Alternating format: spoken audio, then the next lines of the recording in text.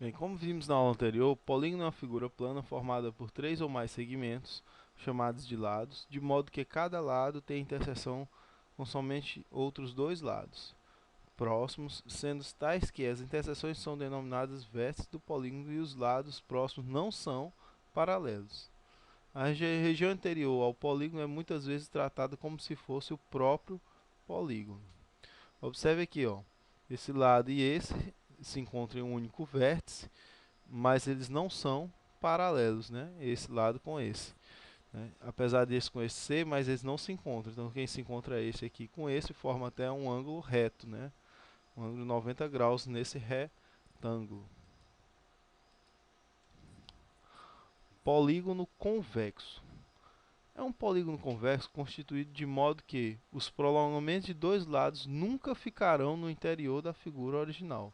Se dois pontos pertencem a um polígono convexo, então todo o segmento tendo estes dois pontos com extremidades estará inteiramente dentro do polígono. Então aqui está um exemplo de um polígono convexo. Se eu pegar um ponto aqui e um aqui e o outro aqui, quando eu ligar vai estar dentro do polígono, em qualquer local que fizer. E se eu prolongar, eles não se encontram no interior do polígono, né? Eles não, os dois pontos pertencem a um polígono convexo aqui. Se um polígono é constituído de modo que os prolongamentos de dois lados nunca ficarão no interior da figura original, né? Então os prolongamentos não vão ficar dentro do interior da figura original.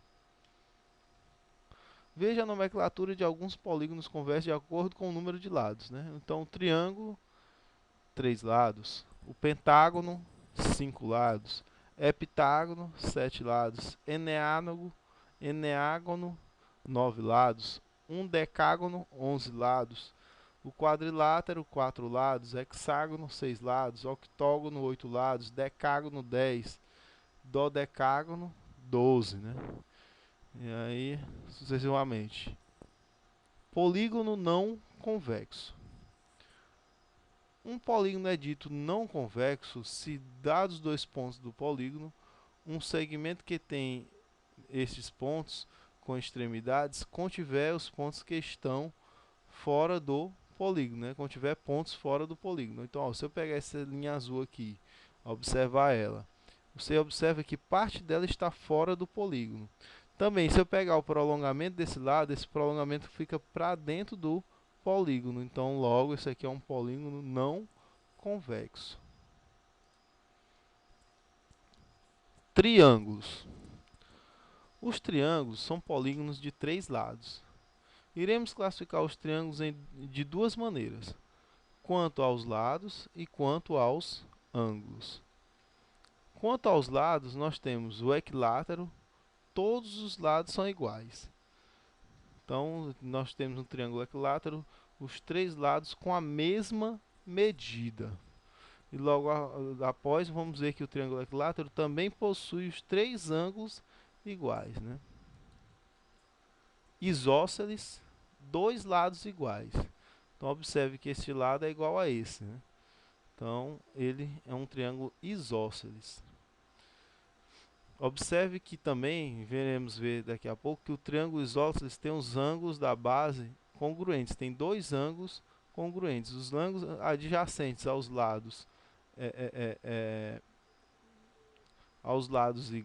congruentes, né, dois lados iguais, também são congruentes, têm a mesma medida, né? Escaleno. Todos os lados são diferentes. Significa que a medida desse lado é diferente da medida desse, que é diferente da medida desse lado aqui. Quanto aos ângulos, nós temos o triângulo acutângulo, onde os três ângulos são agudos. Todos os três são menor que 90 graus. Obtusângulo, um ângulo obtuso e dois ângulos agudos. Então, observe que tem um ângulo maior que 90 graus, maior que aquele canto perfeito, que é o canto do quadro da sala de aula, o canto da sala de aula mesmo, da porta, né? Então ele é um pouco maior, logo ele é obtuso. Logo o triângulo é chamado de triângulo obtusângulo. Quando é menor, é acutângulo. E o retângulo, que possui um ângulo reto, que a gente bateu tanto na tecla anteriormente. Um triângulo retângulo denomina-se de hipotenusa o lado oposto ao ângulo reto. Então aqui eu tenho um ângulo reto, oposto ao ângulo reto, eu tenho aqui a hipotenusa.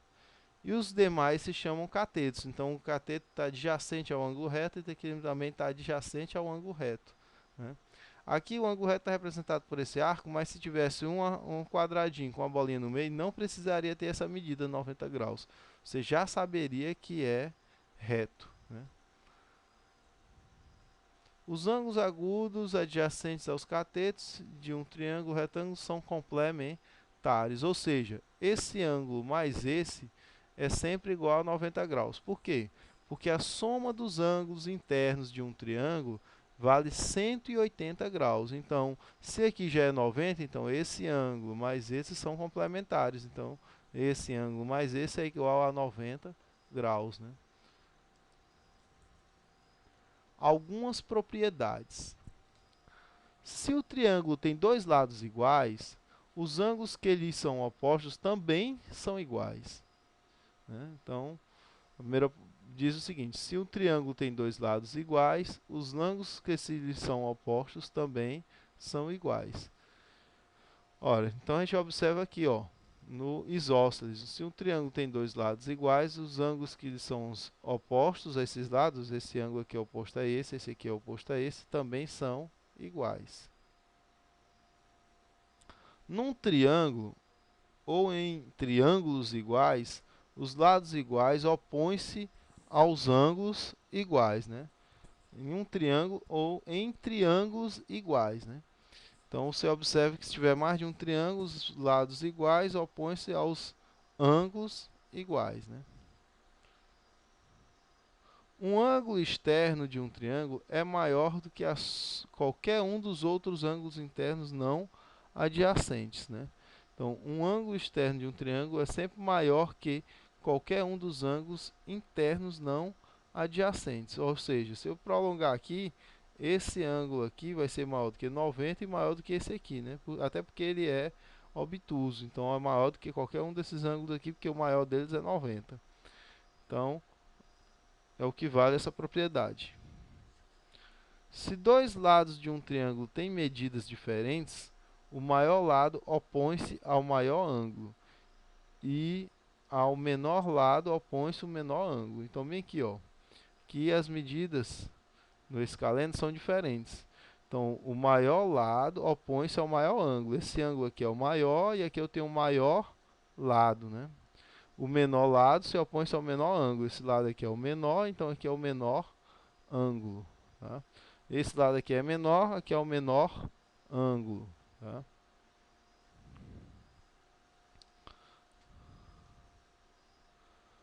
Bem, condição de existência de um triângulo. Para que possa construir um triângulo, é necessário que a medida de qualquer um dos lados seja menor que a soma das medidas dos outros dois lados e maior que o valor absoluto da diferença entre essas medidas, né? Observe, eu tenho que A é menor do que B mais C. B é menor do que A mais C. C é menor do que A mais B, né? Considerando que A, B e C são lados de um triângulo, né? Então isso ocorre sempre. Logo, eu vou ter que o módulo de B menos C vai ser menor que A, né? Logo, é menor também que B mais C, ó. Eu tenho o seguinte, B menos C é menor que A, porque B mais C é maior, né? Então, o A é maior que B menos C, que é a diferença de módulo. Do mesmo jeito ocorre para o B e para o C, né? A menos C é menor que B, que é menor que A mais C, de acordo com o que tem aqui, ó. Para que seja necessário, a medida de qualquer um dos dois lados seja menor do que a soma da medida dos outros dois. E maior que é o valor absoluto. Então, o B é maior do que o valor absoluto, ou seja, o módulo de A menos C, né? E é menor do que A mais C, como a gente já colocou aqui. A mais C. ele é maior do que B menos A, ou A menos B, desculpa, em módulo, o valor absoluto, né, em módulo, que é menor do que C, que é menor do que A mais B. Ou seja, eu vou ter que é menor do que o módulo da diferença, é maior do que o módulo da diferença, desculpe, e é menor do que a soma dos outros dois, de acordo com o conceito.